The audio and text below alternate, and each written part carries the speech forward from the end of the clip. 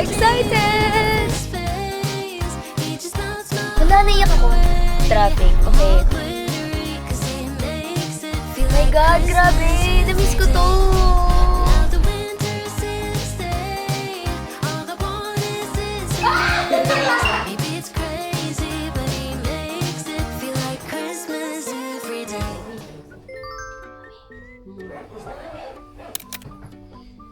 Sige, ingat kayo ha. Meron na kayong meron na kayong sasakyan. Nag-book na kami. May maiwan kayo dyan. Heading out. Sorry. Say hi. Bye, Hong Kong. Look at me, baby, you and me. Here in the airport. So excited! Alam nyo kanina sa taxi, naiisip ko si Chase. Feeling ko sisigawan ako. Naririnig ko na yung sigaw niyan sakit sa tenga. I'm so excited to be back in Manila for a bit.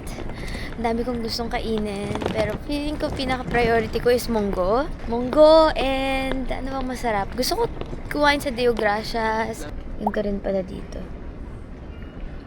Printing our boarding pass and tag tags. Ang cool! Automatic na pala dito now. Ang mga check-in processes. Yun kay Jun guys. Isiscan nyo lang yung bag tag and kapag approve, ready for take-off ang mga bags. Pinapalitan namin yung mga Hong Kong dollars namin ng Philippine peso. Kasi, hindi ba namin nagagamitin. So, magkano yan, tol? 500 Hong Kong dollars, naging 3,100 pesos. So, sana sa city tayo nagpapalit, pero wala nang time eh. Pambayad din ng parking. Ang cute! Hello, Labubu! Ang cute! May Labubu dito sa airport. Ang cool nung table na to. Parang may pa-meeting, tapos mag-aantay ka lang ng flight mo here. Okay, wala. Share na. Sobrang ba't ka nakatingin na para bang? Okay. Go na tayo sa boarding gates. Boarding gates? Daming gates. Ang cute ng mga upuan dito sa Hong Kong Airport. May mga ganito silang corners. Haha. Wala lang, share. Guys, sikat to na coffee shop dito sa Hong Kong. Urban Coffee Roaster. Ayan. Welcome to our board meeting. Ay, ayos ng live. Ay, oh my God, ang cute. Hindi ko ata na-upload yung vlog, no, babe? Yung Jeju trip namin ni Jun. Tinan nyo. Hihi, ang cute. Nag-rent kami ng car. Gusto nyo mag-rent ng car sa Jeju Island. Meron akong discounted link. Kaya suso ko i-share na sobrang bilis ng eSIM ko. It's still the UBG app na nire-recommend ko sa inyo every time I travel. Ito siya. Meron akong discount code doon, pero hindi siya affiliate. So, I don't earn from it, pero discount code siya kasi alam nila na ginagamit ko siya. Sabi nila for my followers daw. Ayan siya, UBG. Ayan o. Hindi nga ako nag-airport wifi eh. Naka 5G ako, hindi ko napansin. Dami kong na-upload na stories and reels because of this. Tapos nung nasa stadium ako, di ba, na awards show tayo. Bagal na ng internet ng mga kasama ko, pero ako ang bilis pa din. So, nire-recommend ko lang in case na naghanap kayo ng eSIM. For me, yun na yung best kasi every time na alis ka, at least di ka na parang bibili sa kung ano-anong app or bibili pa ng mga pocket wifi and all. Nasa phone mo na talaga siya. Download nyo lang yung UBG na app. Pagka-download nyo, anytime or anywhere na kailangan nyo ng data, at least pwede kayong mag-top up here. So, kahit na nasa gitna kayo ng walang internet, pwede kayong mag-top up dito. So, share lang. Bye. Just arrived. Made it. Sabi ko, ano yung malamig? Aircon pala. May bumuho. Sabi ko, parang may malamig na hangin. Waiting for our luggage. Welcome back to Manila. I'm really happy. I think the weather's okay. Kanina may naramdaman akong konting init. Pero sakto lang. I think kasi maganda talaga yung weather natin kapag November, December, January, February, di ba? Medyo malamig-lamig, ang simoy ng hangin. Ano kayang gusto kong kainin?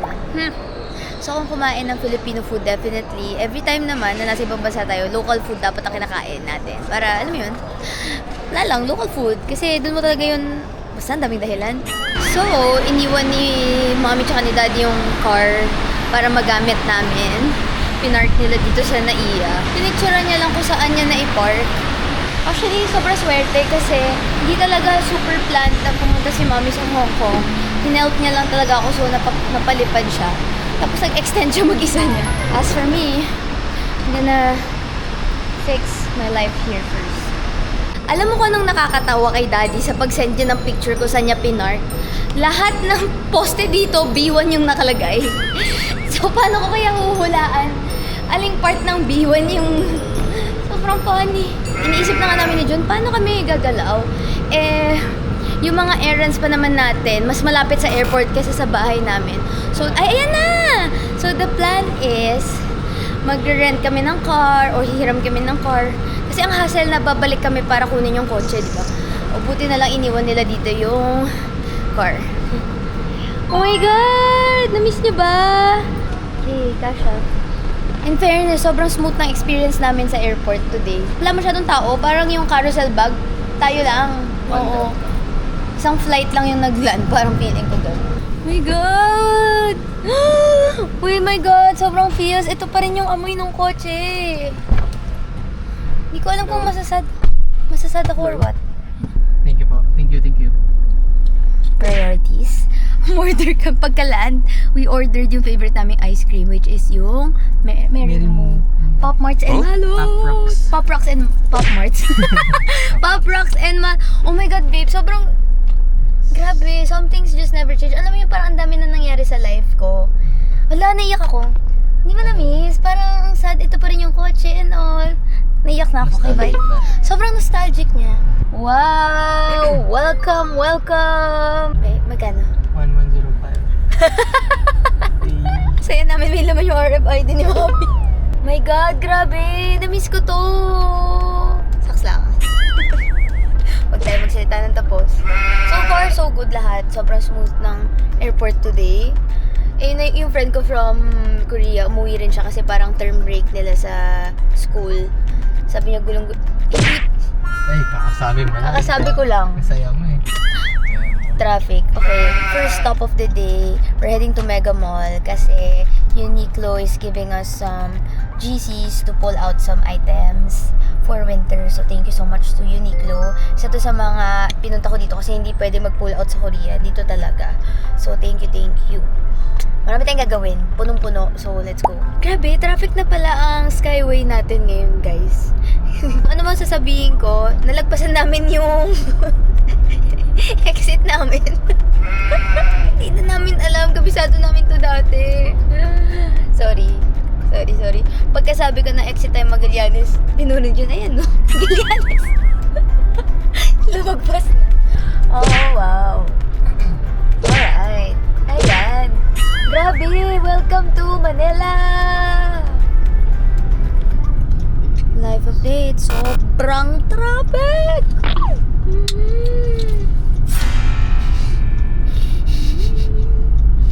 Grabe. Tapos green yung, green pero hindi umaandar. Gets nyo ba yun? Grabe guys, nakita nyo yan? Green pero Ayan, dito. hindi umuusad. Oh, grabe. We're here in Mega Mall. My favorite SM store, SM Mall. Hindi ko alam bakit favorite ko ang SM Mega Mall. Okay, so I still have to print some documents and ang haba ng pila. Ayun, ganun pa siya. Doon pa sa dulo, guys. Grabe, guys. Sobrang haba ng pila para magpa-print. Wow. Solid. Okay, let's go. Si Jun na lang yung pumila. Inantay ko lang siya mag-park. And yun, siya na yung pumila for me. Straight from the airport. Pull out for Uniqlo. Okay, syempre bibili tayo ng mga heat tech. This is actually my favorite Uniqlo pants. Meron ako nito sa Solid. Binili ko siya. Wala siya. Sold out yung small sa Sol. So, binili ko ay medium. Pero hindi kasi sa akin. So, si Mami Heidi ang nakinabang. Choosing between this skirt gray or this brown skirt. Feeling ko, mas useful sa akin yung brown. Mas magagamit ko siya kasi mahilig ako sa mga light colors. But, ganda rin yung green.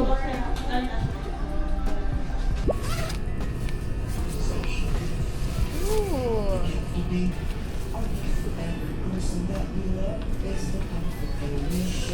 Brrrr.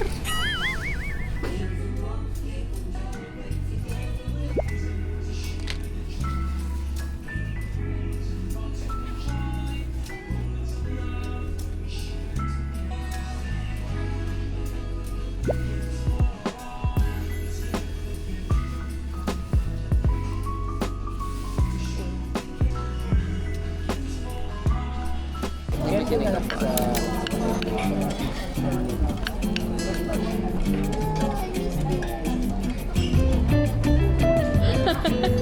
Yung one time liquid mo tayo. Okay, thank you.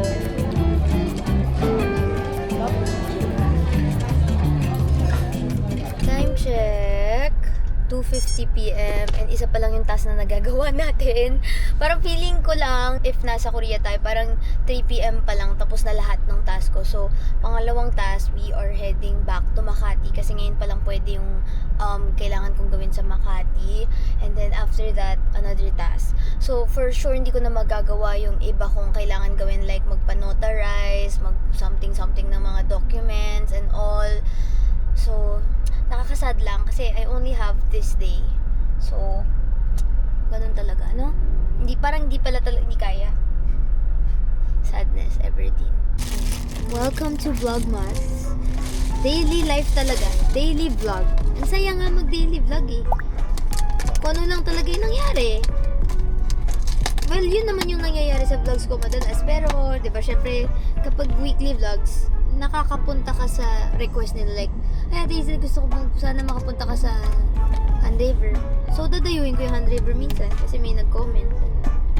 Pero ito, it is what it is. Alam nyo ba, fun fact, meron akong listahan ng mga to-do list ko here in Manila. And, isa sa mga listahan ko ay Red Velvet Crinkles! Actually, gusto ko nga yung talagang yung binibenta dyan sa kalye na Red Velvet Crinkles. Yung naka-Tupperware. Kakainis. Pero ito na lang yung kinaya ng life. Kasi nakita ko lang to sa Mega Mall kanina sa Butternut.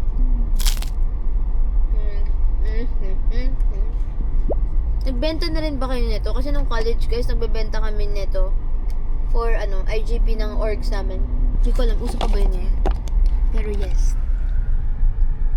Okay guys, so sobrang stress and nagmamadali kami sa mga errands namin for today. Hindi ko na na-share sa inyo talaga yung main point kung ba't tayo umuwi dito. And it's all because susunduin na natin si Sandy. Sinabi ko na! Ang saya! Hindi ko sinasabi kasi hanggat hindi pa nandun sa moment na yun, ayoko siyang sabihin. And ang saya. Ayun, susundin muna natin si Sandy sa Po House. And ayun, ang daming pinagdaanan. For sure magsa-story time ako. Pero for now, wait lang, natetense ako, kinakabahan ko. Lahat naiisip ko. So, yun lang muna ang update for now. Life update. We're still here. Hindi siya gumagalaw at all. And yung appointment namin is hanggang 6 p.m. lang. ETA natin ETA namin 6:47. Galing. Hindi ko in-expect na walang galawan. Parang tumataas yung, umaangat yung yung ETA namin. Tapos wala kang magawa kasi walang ibang daan. Wala namang public transport. My God. Sobrang lala. Para akong na-reverse culture shock sa pagpunta ko dito, guys. Sobrang Walang urban planning.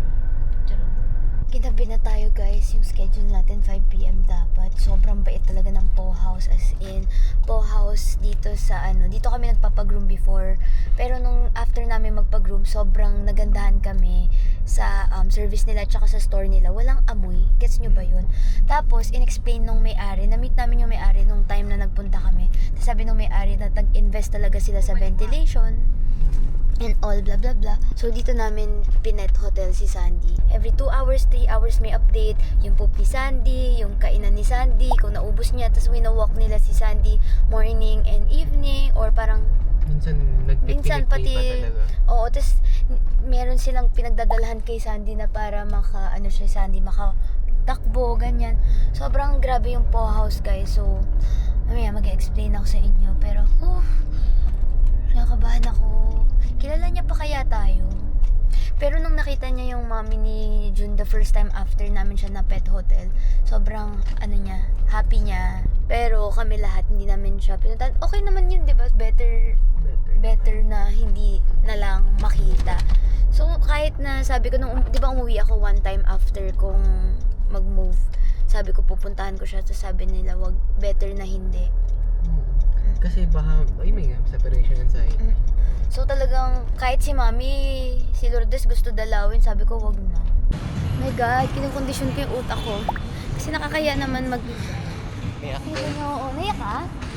Bakit? Masasad na ako for that. Pagdating yun. Tagal din nila talagang kasama, guys. Grabe, walang palya every single day. Every day. Every 2 hours, every 3 hours. Nag-a-update sila kay Sandy. Tapos nung syempre kinuha si Sandy nung mami ni June and all, kinakamusta nila. Oh my God. Babe, oh my God, naiyak na ako. Saan na siya? Oh my God, si Sandy. Aww. Hindi niya na tayo kilala, babe. Hindi niya na kami kilala. Sandy! Sandy! Oh my God! Sandy? Oh my God! Hello po! Sorry po talaga. Kayong dalawa na lang po natira. Ay! Sandy! Oh my God!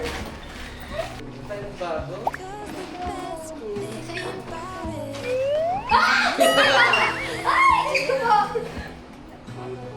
Naalala niyo ba kami parang hindi na? Oh my God, may love!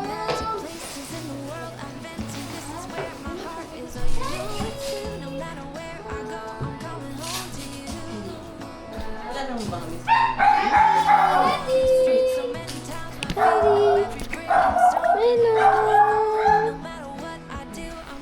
Hello, thank you po sa pag-alaga kay Sandy. Ano pong name? Tristan. Kristan, sir. Cedric po. Ses po. Thank you po. Thank you po, house. Thank you, thank you. Sandy, come here.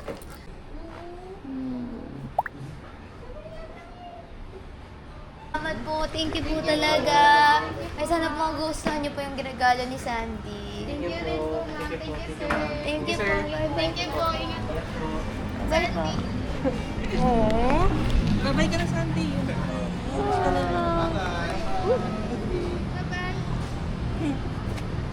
Bye-bye.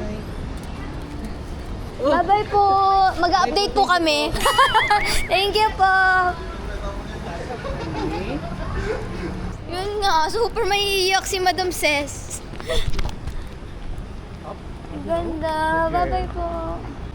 Ay, sumakay siya agad. Guess who's home? Hello? Jessie! Jessie, boy! Jessie!